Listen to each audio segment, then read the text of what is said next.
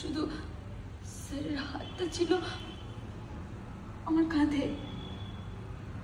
আমার হাত আমার হাত চেপে ধরেছিল। আমার শরীর আমার শরীর জমে গিয়েছিলাম আমি। ভয়ে, লজ্জায়, আতঙ্কে জমে গিয়েছিলাম আমি। আমার মস্তিষ্ক চিৎকার করেছিল আমার মস্তিষ্ক, কিন্তু তা সত্ত্বেও আমার গলা দিয়ে একটা আওয়াজও বের হলো না, একটা আওয়াজ বের হলো না। আমি পালিয়ে এলাম আমি। কিন্তু ওর স্পর্শ তো এখনো রয়ে গেছে না আমার শরীরে। আমি হাত ধুয়ে ফেলতে, আমি শরীর থেকে সবকিছু তুলে ফেলতে চাই।